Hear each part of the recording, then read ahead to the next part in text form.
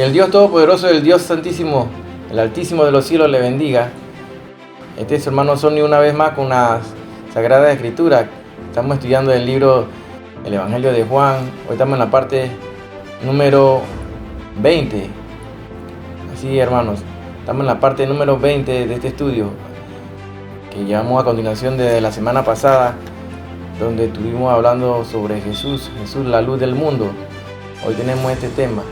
No más y recordarle, hermanos, que este es un canal que no lucramos la palabra de Dios, no vendemos nada, no te ofrecemos que nos mandes ningún donativo, nada de estas cosas. Solamente nos interesa, nuestro interés es que tú estudies la palabra de Dios y que conozcas sobre la Sagrada Escritura y te metas cada día más y más en la palabra de Dios. La Sagrada Escritura, donde está el pan de vida, donde está esa agua que nos quita la sed, que es nuestro Señor Jesucristo. Así que pongamos atención. Recuerda que debes compartir el link de estas enseñanzas, por lo menos a 3 de tus contactos. Yo sé que en tu celular puedes que tenga más de 3 contactos, así que tú lo puedes esparcir, le puedes ayudar a contribuir a hacer la voluntad de Dios, porque eso es lo que importa, hacer la voluntad del Padre, llevar el Evangelio, llegar a extender esta palabra a todo el mundo, a todas las personas que desconocen o tal vez han escuchado por ahí en ocasiones sobre la palabra de Dios, pero no le han puesto atención. Es un llamado para que te detengas ahí. Si es primera vez que ves este canal, no le cambies, solamente mantente ahí y préstanos tus oídos unos minutos para aprender cada día más y más de la palabra de Dios. Recordemos que vivimos en tiempos difíciles donde el mundo está convulsionando con muchos conflictos bélicos, guerras, pestes, terremotos, inundaciones, lluvia de granizos. Todas estas cosas están aconteciendo a nuestro alrededor. Y ahorita mismo el flagelo del hambre que está entrando a la humanidad como un preámbulo, como los principios de dolores, porque todavía no hemos comenzado la semana 70, que es esos 7 años de la tribulación y gran tribulación que muy pronto vienen a la humanidad una vez que se dé el arrebatamiento, el rapto de la iglesia, que está muy pronto a suceder. En cualquier instante, en cualquier momento ocurrirá este levantamiento de la iglesia. Y esperemos ser tomados por dignos de ser levantados juntamente con los que se van a resucitar primero, así como lo dice 1 Tesalonicenses del capítulo 4 del 14 del 16 al 18. Así que, hermanos, pongamos atención porque estamos alertando y por lo tanto dice que alentados con estas palabras, dice al final en el verso 18 de este capítulo 4 de 1 Tesalonicenses, donde dice que alentados con unos los otros con estas palabras. Eso quiere decir que debemos estar alertando, debemos estar exhortando, debemos estar predicando, debemos estar enseñando, debemos estar instruyendo a toda esta gente que desconoce este evento que viene. Pues tú le preguntas a más de uno por la calle, ¿qué es el rapto, el arrebatamiento? Pues no lo saben. Recuerda que Jesús va a venir, Yeshua va a venir por ese remanente, por ese pueblo, ese pequeño remanente. Un pequeño remanente es un pequeño grupo, no es que se van a ir todos. Muchos pensarán que, bueno, yo hago muy buenas cosas, yo soy una buena persona, yo hago cosas buenas, estoy lleno de obras buenas, pero mira que la palabra de Dios es clara y te dice que por tus obras no serás justificado, no alcanzarás el cielo, sino somos justificados por Jesucristo, por la sangre que Él derramó y pagó el precio en la cruz del Calvario. Es importante que sepas que estemos orando siempre, cada día, y bendecir al pueblo de Israel, porque el que bendice a Israel será bendecido y el que lo maldice será maldecido. Así lo dice Génesis 12:3. Así que es importante que tú lo tengas ahí en cuenta, que bendecir al pueblo de Israel es una bendición para nosotros también. Ellos están pasando tiempos difíciles donde son atacados por todos estos grupos islámicos, Hezbollah y terroristas que están en continuo ataque contra el pueblo de Israel. Dios está sobre el pueblo de Israel, Dios lo protege, claro que sí. Y tienen que darse todas estas guerras que vienen muy pronto, que la guerra de la confabulación que menciona Salmo 83 y que nos habla Ezequiel 38 y 39, que son la guerra de Gog y Magog, donde ya se dio inicio en los primeros pasos a todas estas cosas. Y estamos en el orden mundial que siempre se pidió, la humanidad que siempre lo estaba pidiendo, está andando ya el orden mundial, el nuevo orden mundial, donde el mismo presidente de Rusia lo estaba proclamando en sí, que él es uno de los dirigentes de este nuevo orden mundial. Pues con su ataque y la invasión a Ucrania busca no más que llegar a su fondo, que su objetivo final es invadir Israel, pero sabemos que él va a tener su su paga ya está escrito. Está escrito en Ezequiel 39, verso 4. Así que pongamos atención a todos los eventos que están ocurriendo alrededor, porque todo esto nos dice que Cristo ya viene. Cristo viene muy pronto. No sabemos el día ni la hora, pero conocemos los tiempos.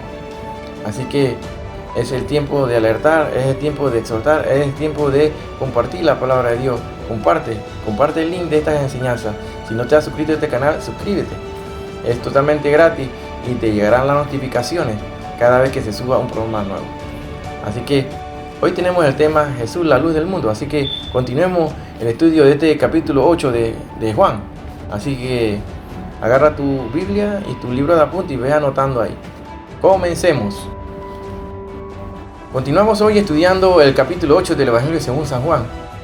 En nuestro programa anterior estuvimos hablando sobre la declaración que hace Jesús cerca en el versículo 12 de este capítulo 8, afirmando que Él era la luz del mundo. Uno de los motivos por los cuales tenemos tantos problemas hoy en día en nuestra civilización, en nuestra ciudadanía, en el mundo entero, es que nos hemos alejado de la luz. Sin embargo, el Señor Jesús nos extiende una invitación. Él dice: el que me sigue no andará en tinieblas, sino que tendrá la luz de la vida. Durante esta fiesta de los tabernáculos, de los cuales hemos estado hablando, Israel estaba recordando su liberación cuando la columna de fuego los guiaba al pueblo de Israel a través del desierto. Ellos celebraban aquel acontecimiento con un desfile de antorcha, y cuando Jesús dijo: yo soy la luz del mundo, se estaba refiriendo a ese detalle de la fiesta. Cuando la columna de fuego les guiaba, los hijos de Israel tenían para seguirla. De la misma manera debemos seguir hoy al Señor Jesús, mirándole como la luz del mundo. Y en esta ocasión Jesús otra vez les habló, dice la palabra de Dios. Aunque la fiesta de los tabernáculos había terminado, Jesús se había quedado en Jerusalén y seguía enseñando en el templo. Así que no se desanimó por el hecho de que los judíos cuestionaran una y otra vez su persona y su autoridad. Y como era de esperar, aquí volveremos a presenciar otra de las muchas controversias que Jesús mantuvo con los fariseos. El Señor Jesús dijo: yo soy la luz del mundo. Eso comenzó haciendo una afirmación que incluía otro de los grandes yo soy de este evangelio. El yo soy de este evangelio. Yo soy la luz del mundo. Quizá la razón por la que este momento hizo tal afirmación debamos buscarla en lo que en los días anteriores había ocurrido en el templo durante la fiesta de los tabernáculos. Allí se habían encendido unos enormes candeleros con lo que intentaba recordar la columna de fuego que guió a los hijos de Israel durante la noche a través de su peregrinaje por el desierto. Así lo puedes buscar en el libro de Éxodo, capítulo 13, verso 21.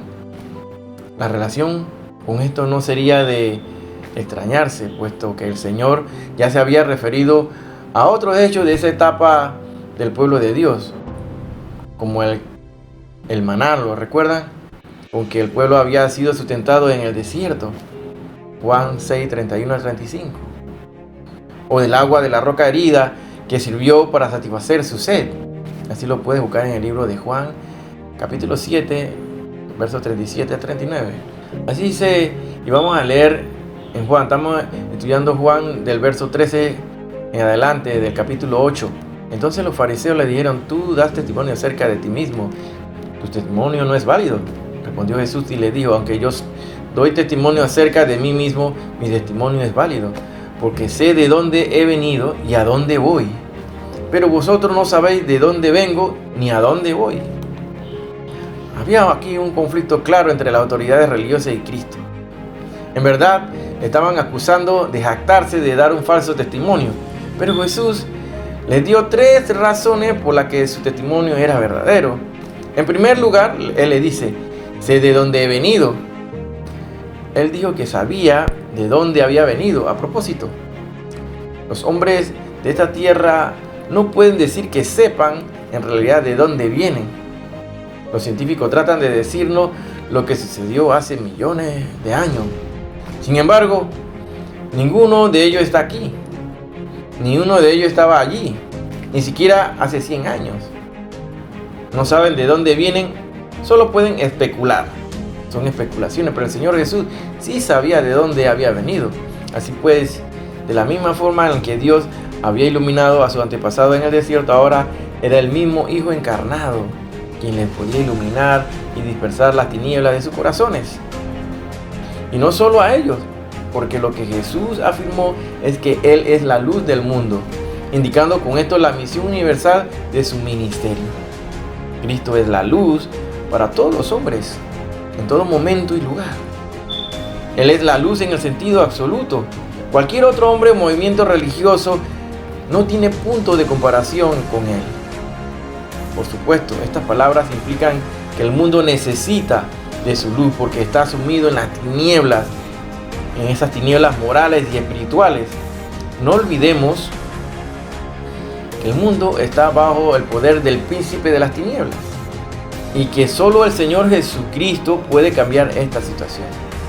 Nadie te puede cambiar de parecer, nadie te puede transformar, nadie puede hacer los cambios que Jesús hace, que Dios hace en el corazón del hombre. No lo hace ni el Buda, no lo hace Mahoma, no lo hace el hinduismo, no lo hace nada, ni cualquier otra corriente, ni el panteísmo, ni Mahatma Gandhi, nadie puede cambiar el corazón del hombre. Ahora bien, si algún hombre declara de esta manera algo así como lo dijo el Señor, entonces todos pensarían inmediatamente que está loco. Pero la absoluta pureza moral de Jesús y la profunda sabiduría con la que Él hablaba han llevado a muchas personas a creer que lo que Él dijo era verdad y que Él realmente es la luz del mundo. Ahora, Juan ya había anunciado esto al comenzar el Evangelio, su Evangelio aquí. Él dijo, aquella luz verdadera que alumbra a todo el hombre venía a este mundo. Juan 1:9. Y con su venida comenzó a cumplirse lo que había anunciado el profeta. Malaquías 4, verso 2 dice, mas a vosotros los que teméis mi nombre, nacerá el sol de justicia, y en sus alas traerá salvación. Los fariseos le dijeron, ¿tú das testimonio de ti mismo? Tu testimonio no es verdadero. Los fariseos entendieron perfectamente las implicaciones de lo que Jesús decía, y no les gustó para nada. Para ellos el término luz estaba íntimamente ligado a Dios. Podemos hacer una anotación y busquemos ahí en el libro de Salmo, capítulo 27, verso 1, donde dice ahí, Yahweh es mi luz y mi salvación. También podemos buscar en el libro de Isaías, capítulo 60, verso 19, donde dice así la palabra de Dios, el sol nunca más te servirá de luz para el día, ni el resplandor de la luna te alumbrará, sino que Yahweh te será por luz perpetua. Si buscamos en el libro de Miqueas, capítulo 7, verso 8, dice así, aunque more en tiniebla, Yahweh será mi luz. Ellos entendieron que una vez que Jesús se estaba apropiando de atributos que son exclusivamente de Dios, y como era de esperar, reaccionaron en forma vigorosa. ¿Quién podría ser la luz del mundo si no solo Dios? Desde su punto de vista, Jesús era un pretencioso que hacía afirmaciones que no podía demostrar. Y hay que decir que su lógica era totalmente correcta. Ellos pensaban con la lógica, la mentalidad humana. Solo si Jesús es el Hijo de Dios, podría ser también la luz del mundo. De otra manera, si únicamente fuera un hombre, entonces hacer una afirmación como esta carecería de todo sentido. Y como ellos no creían que Jesús fuera nada más que un hombre, entonces sus afirmaciones le parecían blasfemas. Por lo tanto, en los versículos que siguen vamos a asistir a una nueva confrontación en que los fariseos se van a colocar en el papel de jueces y exigirán a Jesús que demuestre sus afirmaciones por medio de algún testimonio válido. Algo parecido ya lo habíamos visto en Juan 5, capítulo 5, verso del 30 al 47, ¿lo recuerdan? Cuando Jesús había apelado a varios testigos para corroborar sus afirmaciones ante una demanda similar de parte de los judíos. Ahora, en esta ocasión, los testigos presentados por Cristo habían sido Juan el Bautista, así lo dice Juan 5:33, sus obras milagrosas, Juan 5:36, el Padre, Juan 5:37, y las Escrituras, Juan 5:39. Pero aunque el testimonio en cuanto a él era amplio, ellos se negaron a aceptarlo y una vez más le pidieron cuentas. Ahora, en esta ocasión no va a volver a repetir todo lo que ya les había explicado anteriormente, sino que se va a centrar en él mismo y en el Padre. Ahora, dice así la palabra de Dios: yo soy el que doy testimonio de mí mismo, y el Padre que me envió da testimonio de mí. Juan 8:18. La ley exigía el testimonio de dos personas, como lo dice Deuteronomio 19, verso 15. Aquí se presenta él mismo y el Padre. Esto debería haber sido suficiente. Notemos que en este principio se aplicaba solo en casos judiciales, por lo que queda claro que ellos estaban juzgando a Jesús, que se había convertido en acusado debido a la afirmación que había hecho de ser la luz del mundo. Dice así el verso 15 al 16: vosotros juzgáis según la carne, yo no juzgo a nadie, y si yo juzgo, mi juicio es según la verdad, porque no soy yo solo, sino yo y el Padre que me envió. Aquí está claramente las afirmaciones del Maestro. En su segunda declaración, Jesús decía que no juzgaba a nadie según los criterios humanos. Cualquier juicio que usted o yo hagamos será emitido con ciertos criterios humanos, claro que sí. Nuestro juicio es limitado porque simplemente no tenemos todos los hechos. Nuestros juicios se basan en hechos incompletos y por lo tanto no es más que una pura especulación. O el hombre acepta la especulación o acepta la revelación. Si uno juzga según criterios humanos, es natural que opte por la especulación. Entonces eso es lo que hace el hombre, especular. El Señor Jesús dijo que no juzgaba a nadie según tales criterios. Él expresaba el juicio que viene del cielo, presentaba el punto de vista de Dios, según la valoración de Dios. Esta es la revelación y difiere del punto de vista del hombre. Es por eso que la hostilidad de esta autoridad religiosa aumentaba. Dice la palabra de Dios así: vosotros juzgáis según la carne, yo no juzgo a nadie, dice el Señor. A pesar de lo absoluto desconocimiento del origen y el destino de la misión de Jesús, ellos creían que eran jueces competentes para juzgarle, pero estaban completamente equivocados. Pretendían juzgar a Jesús como si fuera el hombre, un hombre más, y por lo tanto le aplicaban pautas terrenales, criterios humanos. Estaban completamente equivocados cuando intentaban juzgar al mismo Dios con procedimientos que la ley de Moisés había establecido para los juicios entre los hombres. Era totalmente inadecuado aplicar los mismos criterios al Maestro, a Dios.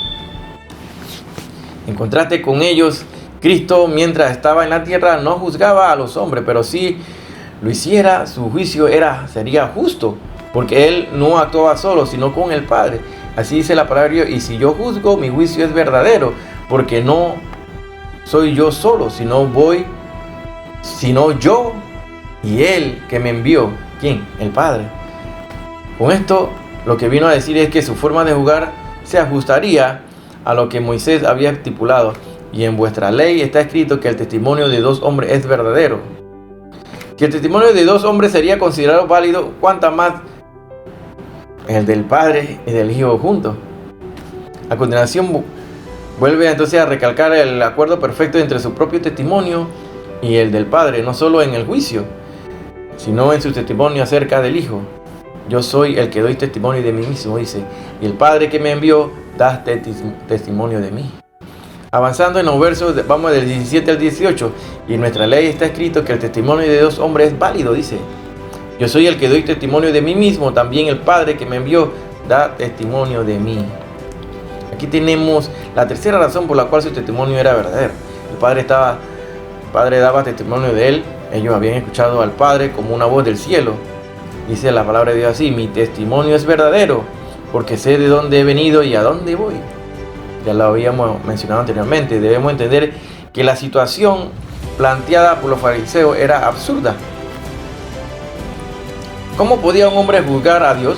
Esto sí que era un atrevimiento blasfemo. Bastante hombre, ¿quién eres tú para que alterques con Dios? Dice así Romanos 9:20.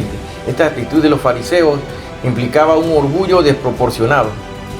Pero por otro lado, Pretendían juzgar a Jesús por la afirmación que había hecho. Era imposible que pudieran hacerlo, porque ellos eran ignorantes de los hechos que querían juzgar. Eran jueces incompetentes, y el Señor se lo dijo: vosotros no sabéis de dónde vengo ni a dónde voy. No habían sido capaces de reconocer al Hijo a quien tenían delante de ellos, y mucho menos al Padre, a quien no conocían ni habían visto. Por todo esto, el testimonio de Cristo acerca de sí mismo seguiría siendo válido aunque ellos no lo apoyaran, porque Él sí era competente para darlos, puesto que sabía de dónde procedía y a dónde iba, algo que ellos ignoraban. De hecho, a ese nivel que ellos exigían testigos, solo Dios podía testificar, porque ningún hombre podría ser testigo de las decisiones tomadas por Dios en el seno de la Trinidad. ¿Qué hombre o incluso ángel podría corroborar tales cosas? Pero en cualquier caso, la afirmación de Jesús de ser la luz del mundo no requería de testigos, sino que quedaría probada por su propia eficacia. Porque al igual que el sol, que cuando sale lo ilumina todo, del mismo modo cualquiera que se acerque a Cristo con fe verá la luz y su vida será transformada. Ahí dice Juan, verso del 8 del 19, seguimos. Ellos le dijeron: ¿dónde está tu Padre? Respondió Jesús: ni a mí me conocéis ni a mi Padre. Si a mí me conocierais, también a mi Padre conoceríais. De nuevo pensaba en su nacimiento. Al parecer entendían que José no era su padre. Ahora observemos que Jesús llamaba a Dios el Padre, mi Padre. Y esa es una relación diferente a la que usted y yo tenemos con Dios por medio de la fe en Cristo. Recordemos lo que Jesús le dijo a María Magdalena después de la resurrección. Le dijo: subo a mi Padre y a vuestro Padre. Así dice Juan 20:17. Nosotros llegamos a ser hijos de Dios mediante la fe en Jesucristo, pero Él lo llamaba Padre debido a su posición en la Trinidad. Jesús es Dios, el Hijo de Dios, y se dirigía a Dios, el Padre. Esto no tiene nada que ver con la generación ni con la regeneración. Se trata pues de su posición en la Trinidad. En la frase que dice así: si a mí me conocieseis, dijo Jesús, también a mi Padre conoceríais. Este es el punto decisivo. No existe una vía intermedia. Si es que vamos a conocer a Dios el Padre, tenemos que venir por medio de Jesucristo. No hay otra manera de conocerle. Jesucristo es el único intercomunicador entre Dios y el hombre. Así lo podemos ver después en los libros de Timoteo. Cuando Jesús hablaba de su Padre, ellos, como dice la Escritura, ellos le dijeron: ¿de dónde está tu Padre? ¿Dónde está tu Padre? Le preguntaban a Jesús. Cuando Jesús hablaba de su Padre, se refería ¿a quién? A Dios. Sin embargo, los fariseos le preguntaron por su Padre terrenal. Con esto vuelve a surgir entonces nuevamente la cuestión del origen de Jesús. Ellos volvían y retrocedían, ¿no? Ellos desconocían la verdadera naturaleza de Jesús, definitivamente, y tampoco lograban comprender su inseparable unión con el Padre. Ni a mí me conocéis, ni a mi Padre. Si a mí me conocieseis, también a mi Padre conoceríais. Es de suponer entonces, por lo tanto, que estaban pidiéndole que presentara a su padre humano para que diera testimonio a favor de él. Eso es lo que estaban pidiendo ellos. Sin embargo, es muy probable que ellos habían entendido perfectamente que se estaban refiriendo a su Padre Celestial. Ellos no entendían eso, pero preferían hablar de las extrañas condiciones de las que ellos habían oído que había tenido lugar el embarazo de su madre y su nacimiento. Un tema que volvieron un poco después, más adelante. Juan 8:41, allí lo puedes buscar. En cualquier caso, lo que pretendían era restarle la autoridad a su afirmación con una burla sarcástica. Claro, se estaban burlando. ¿Dónde está tu Padre?, le preguntaban. Al fin y al cabo, aunque Jesús hablaba una y otra vez de su Padre, ellos no lo veían allí. Y el testimonio de un testigo ausente no aprovechaba para nada. Así que Jesús tenía que volver al tema del que ya había tratado anteriormente.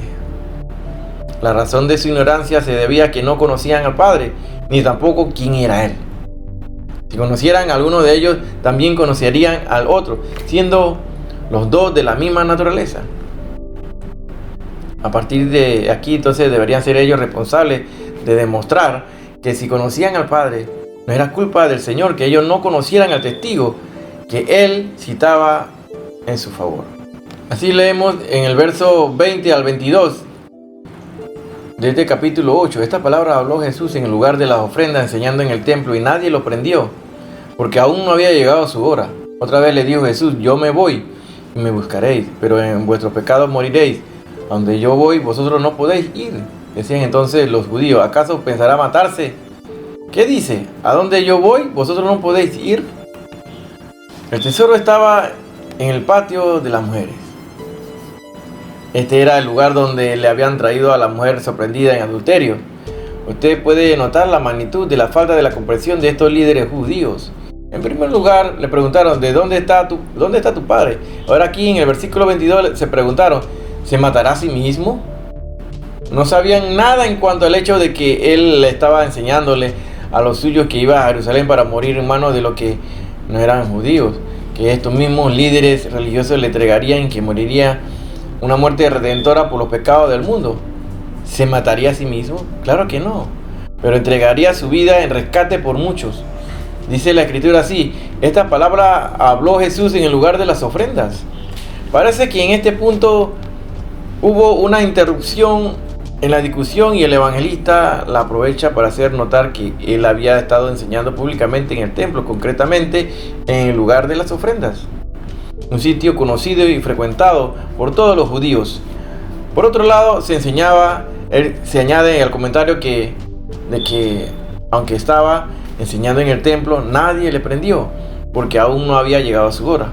Es probable que después de esta conversación, los intentos criminales para librarse de Jesús se hubieran intensificado, aumentaron. Sin embargo, aunque para ellos había llegado el momento de terminar con Jesús, la hora de Dios todavía no había sonado. Esto demuestra que su inmunidad se debía a que el Padre lo guardaba de todo mal. Claro que sí. Dice la escritura así: yo me voy y me buscaréis, pero en vuestros pecados moriréis. A pesar del rechazo de los judíos, Jesús continuó enseñándoles. Otra vez le dijo Jesús. Esta frase es la misma que encontramos en Juan 8:12 y que ya vimos al comenzar este estudio. Quizás se vuelve a repetir ahora para indicarnos que lo que viene a continuación tuvo lugar en otros momentos diferentes, pero sobre todo sirve para mostrarnos el empeño y la constancia del Señor en predicar la palabra, que es lo que también tiene que hacer.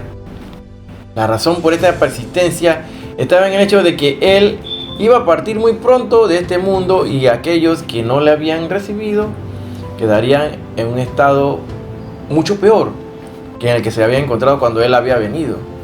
En su palabra hay cierto tono de urgencia, pero también de dolor al ver la incredulidad de los judíos. El Señor había venido a salvarlos, pero ellos lo habían rechazado una y otra vez. Se cumplió así lo dicho por el profeta. En Romanos 10:21 dice: pero acerca de Israel dice: todo el día extendí mis manos a un pueblo rebelde y contradictor. Ante este rechazo, el Señor vuelve a proclamar de forma solemne su condenación: en vuestros pecados moriréis. Y lo repetirá más adelante, Juan 8:24. Se trataba de algo extremadamente grave. Y además añade que aunque después de su partida le buscarían, todos sus esfuerzos serían vanos. Yo me voy y me buscaréis, pero en vuestro pecado moriréis. Esto nos recuerda otra verdad solemne: cuando se rechazaba repetidas veces la luz, la persona llevaba a perder la sensibilidad y la capacidad de responder a la revelación de Dios. Así dice el verso 23 y 24: y les digo, vosotros sois de abajo, yo soy de arriba. Vosotros sois de este mundo, yo no soy de este mundo. Por eso os dije que moriréis en vuestro pecado. Si no creéis que yo soy, en vuestros pecados moriréis. Encontramos este mismo pensamiento en la primera carta del apóstol Pablo a los Corintios, capítulo 2, verso 14. Tenemos el hombre natural, que es de la tierra terrenal. El conocimiento humano puede ser entendido por cualquier hombre que tenga una naturaleza humana, con un cociente intelectual que sea lo suficiente alto. Pero el conocimiento divino es diferente, es celestial. Solo el Espíritu de Dios puede tomar las cosas de Cristo y revelárnoslas. Eso es lo que Jesús estaba diciendo allí. Los hombres mueren porque son pecadores. Esa es la consecuencia natural del pecado. Si no creéis que yo soy, dijo Jesús, en vuestros pecados moriréis. Ahora, ¿puede salvarse una persona en su lecho de muerte? Por supuesto que sí. Le es posible salvarse si acepta al Señor Jesucristo como su Salvador personal. Pero una persona puede rechazar al Señor por mucho tiempo, así como lo rechazaron estos judíos. Y puede llegar un momento en que una persona, por haber rechazado a Cristo demasiado, ya nunca querrá aceptarle. Y esta ha sido la experiencia de Israel desde entonces. Ellos continúan buscando y esperando a su Cristo, a su Mesías, pero siguen padeciendo sin tener vida eterna, porque no han reconocido su pecado de rechazarle y matarle cuando vino a este mundo para salvarlo. Así que ellos siguen buscando a un Mesías que se ajuste a sus propios deseos. Pero al haber rechazado el auténtico Mesías, lo único que van a encontrar son impostores, ante los cuales están completamente expuestos, tal como el Señor les anticipó. Yo he venido en nombre de mi Padre y no me recibís. Si otro viene en su propio nombre, a ese recibiréis. Juan 5:43, ahí está clarito. Notemos que el Señor se estaba refiriendo a lo que ocurriría después de su partida. Yo me voy y me buscaréis. En realidad se trata de un anuncio repetido, puesto que ya le había dicho lo mismo durante la fiesta de los tabernáculos. Juan 7, del 33 al 34. Esta partida indicaba el fin de su misión en este mundo, lo que le llevaría a morir en la cruz, pero también a resucitar y a ascender otra vez al trono del Padre. Pero dada la persistente incredulidad de los judíos, su partida también implicaría su alejamiento de ellos, lo que sin duda entrañaba un juicio terrible. A donde yo voy, vosotros no podéis venir. Verso 25 al 27 dice: entonces le dijeron, ¿tú quién eres? Entonces Jesús les dijo, lo que desde el principio os he dicho. Muchas cosas tengo que decir y juzgar de vosotros, pero el que me envió es verdadero, y yo, lo que he oído de él, esto hablo al mundo. Pero no entendieron que les hablaba del Padre. Estos judíos no sabían cuál era la misión de Jesús ni su obra, tampoco lo conocían. ¿Dónde está tu Padre?, le dijeron. Luego le preguntan, ¿se matará a sí mismo? Y otra pregunta fue, ¿tú quién eres? Jesús respondió que su declaración en cuanto a sí mismo siempre era la misma. Él persistentemente alegaba ser el Mesías, el Salvador del mundo. Nuestro Señor siempre dijo que lo hacía y lo que decía era lo que el Padre quería que hiciera y dijera. Alegó que Dios, el Padre, le había enviado y le hacía la voluntad del Padre. Nunca apeló a su propia mente ni a su propio intelecto. Y eso también es un ejemplo para nosotros en la actualidad. Es la palabra de Dios lo que tenemos que exponer, antes que los mensajes que sean el producto de nuestro propio intelecto. No comprendieron el verdadero sentido de sus palabras. Los judíos, como eran del mundo, no entendían estas verdades celestiales y espirituales. Le preguntaban así, entonces le dijeron, ¿tú quién eres?, le preguntaban al maestro. A los judíos les resultaba intolerable que el carpintero de Nazaret pretendiese ser el yo soy de la eternidad. Así que volvieron a preguntarle, quizá con cierto tono de burla, ¿tú quién eres? Entonces, pero su pregunta solo pretendían desviar la atención de su propia incredulidad. No era necesario volver a preguntar lo que el Señor ya había dicho muchas veces y se lo había repetía. Lo que desde el principio es dicho, dice el Señor. Además, toda su vida, obras y palabras manifestaban perfectamente quién era Él. Pero el corazón incrédulo nunca tiene suficientes evidencias. Eso es lo que pasa con un incrédulo. Y a continuación añade, muchas cosas tengo que decir y juzgar de vosotros. En realidad, además de su pecado de incredulidad, había otras muchas cosas que deberían ser juzgadas de ellos. Pero por el momento el Señor no había venido a eso, sino que tenía que comunicar al mundo la verdad que había oído de su Padre. Lo que he oído de Él, esto hablo al mundo, dice el Señor. Así lo dijo. Una vez más, sus prejuicios le impedían ver a Jesús como enviado de Dios. Por eso no entendieron que les hablaba del Padre. Del verso 28 al 30 dice: les dijo Jesús: cuando hayáis levantado al Hijo del Hombre, entonces conoceréis que yo soy, y que nada hago por mí mismo, sino que según me enseñó el Padre, así hablo, porque Él me envió. Conmigo está. No me ha dejado solo el Padre, porque yo hago siempre lo que le agrada. Al hablar Él estas cosas, muchos creyeron en Él. Cuando Jesús se llamó a sí mismo el Hijo del Hombre, se refería a la profecía de Daniel capítulo 7, versos 13 y 14, que decía: miraba yo en la visión de la noche, y he aquí con la nube del cielo que venía uno como un hijo de hombre, que vino hasta el anciano de días, y le hicieron acercarse delante de él. Y le fue dado dominio, gloria y reino, para que todos los pueblos, naciones y lenguas le sirvieran. Su dominio es dominio eterno, que nunca pasará, y su reino es uno que nunca será destruido. Aquí vemos al Hijo del Hombre que venía hasta Dios, al anciano de días, y fue coronado y fue hecho soberano de este universo. Por tanto, el Señor Jesús se refería aquí a su crucifixión y también a su coronación, que todavía está por cumplirse. Después de la muerte y la resurrección de Cristo, muchos de estos hombres religiosos creyeron.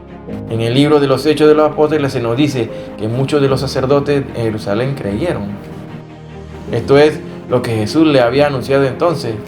Después de su resurrección, muchos de los que estaban persiguiéndolo ahora reconocerían que Él era quien alegaba ser. Entonces por fin le reconocieron. Fue la muerte redentora de Cristo la que explicó por qué vino Él y quién era. En realidad, a uno no le es posible todavía conocer quién es Jesús hasta saber lo que Él ha hecho. ¿Ha llegado alguna vez usted, amigo que me ve y me escucha por este canal, al fin del día deseando haber hecho algunas cosas de una manera diferente? Nuestro Señor nunca llegó al final de un día con algún pesar de este tipo. Siempre hacía las cosas que agradaban a su Padre. Aclaró sin lugar a dudas que había venido para hacer la voluntad del Padre. Dice la Escritura así: hablando Él estas cosas, muchos creyeron en Él.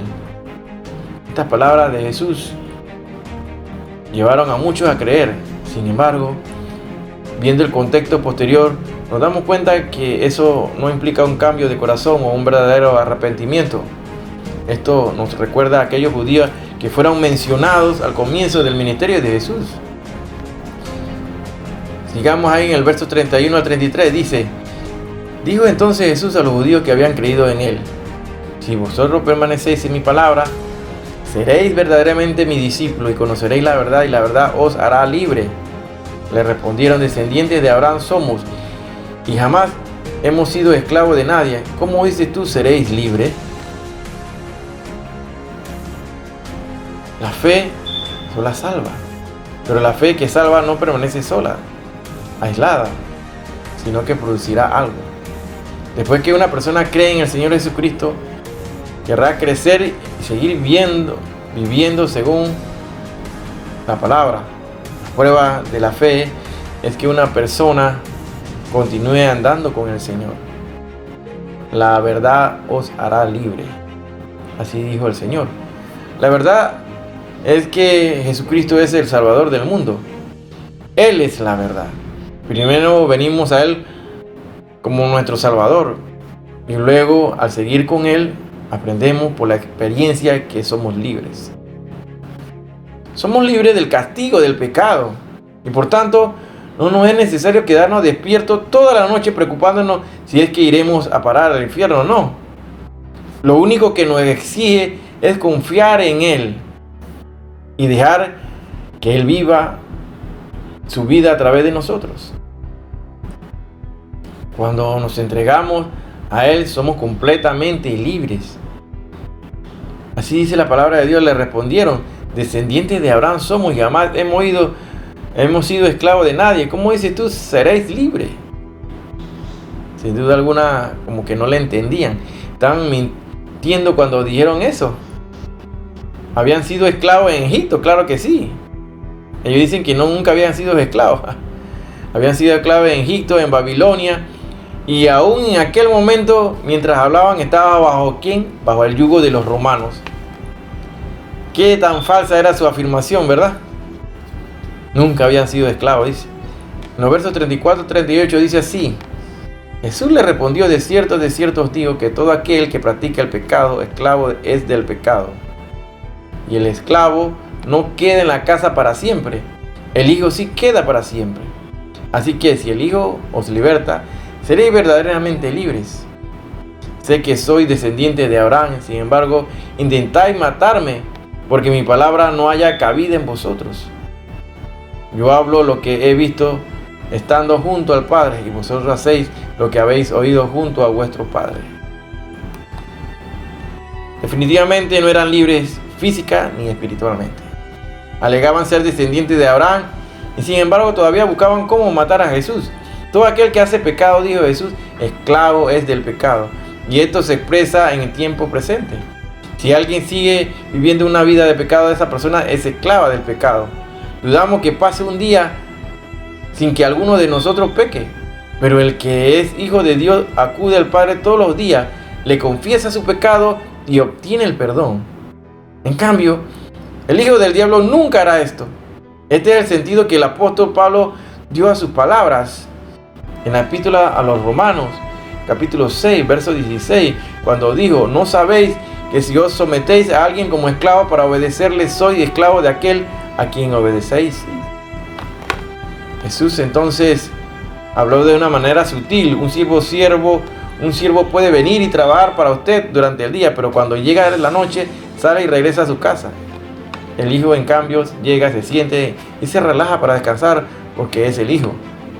El Señor le estaba diciendo a estos dirigentes que en realidad no eran hijos de Dios, no eran hijos de Dios. En aquel entonces estaban en el templo, pero no estarían allí por mucho tiempo. Jesús sabía que los días de ellos estaban contados.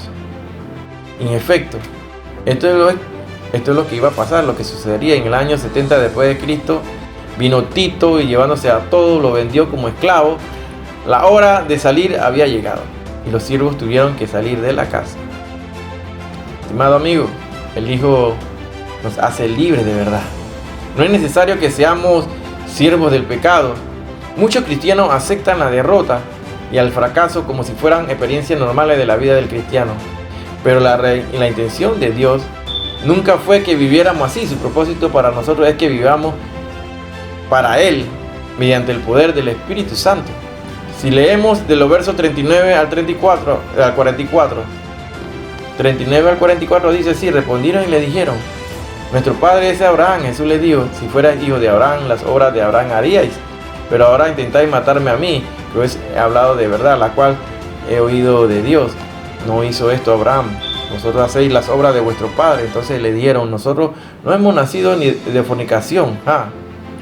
Un padre tenemos, Dios. Jesús entonces le dijo: si vuestro padre fuera Dios, entonces me amaríais, porque yo de Dios he salido y he venido, pues no he venido de mí mismo, sino que Él me envió. ¿Por qué no entendéis mi lenguaje? ¿Por qué no podéis escuchar mi palabra? Vosotros sois de vuestro padre el diablo, y los deseos de vuestro padre queréis hacer. Él ha sido homicida desde el principio y no ha permanecido en la verdad, porque no hay verdad en él. Cuando habla mentira, de suyo habla, pues es mentiroso y padre de la mentira. Hay un refrán que dice: de tal palo tal astilla. Aquí estos jefes religiosos trataron de afirmar que eran hijos de Abraham, pero Jesús les dijo que si fueran verdaderos hijos de Abraham, se comportarían como los hijos, como lo hizo Abraham. Pero en lugar de actuar así, vemos que trataban de matarle. Sin duda alguna, por sus hechos demostraban que en lugar de ser hijos de Abraham, era en realidad hijos del diablo. Él fue el creador del asesinato y de la mentira, y ellos, como hijos, le estaban imitando. Vosotros, dijo Jesús, hacéis las obras de vuestro padre. Observemos. Nuevamente sacaron a la colación el tema del nacimiento extraordinario de Jesús. Dijeron: nosotros no somos nacidos de fornicación. Pongan atención a lo que le estaban diciendo. sea, ellos no reconocen la divinidad de que Él fue enviado por el Padre. Y fue un embarazo virginal. No hubo contacto humano. Hay quienes afirman que es posible negar el nacimiento virginal y todavía ser cristiano. ¿Ah? Pero si negamos el nacimiento virginal de Cristo, creemos que es lo mismo que asociarnos con esta multitud burlona que le dijo a Jesús: nosotros no somos nacidos de fornicación. Y aún así, esta misma multitud insultante quería alegar que Dios era su Padre. Entonces Jesús le dijo: si vuestro Padre fuese a Dios, ciertamente me amaríais, porque yo de Dios he salido y he venido, pero no he venido por mí mismo, sino que Él me envió. Ahora, amigos, vemos claramente cómo sabemos nosotros que Dios es nuestro Padre. El apóstol Juan, en su primera epístola, capítulo 5, verso 1, nos dio la respuesta cuando dijo: todo aquel que cree que Jesús es el Mesías es nacido de Dios. Y todo aquel que ama a un padre, ama también a los hijos de ese padre. No olvidemos que solo hay una manera de llamar a Dios Padre, y es aceptar la obra del Señor Jesucristo en la cruz a favor nuestro, confiando en Él como nuestro Salvador y nuestro único y suficiente Salvador personal. Hasta aquí la enseñanza del día de hoy, hermano. Esperemos que sea de bendición y para tu ayuda, para tu crecimiento espiritual. Recuerda compartir esta enseñanza por lo menos con 3 de tus contactos. Ayuda a expandir el Evangelio, pues estamos en los tiempos peligrosos. Estamos a punto de que se dé el arrebatamiento, el rapto de la iglesia. Está en nosotros llevar ese mensaje de alerta y advertirle a la humanidad que se arrepienta, pues es necesario arrepentirnos y pedir perdón a Dios todos los días por los pecados que hemos cometido y los que no hemos cometido todavía. Que el Señor les guarde.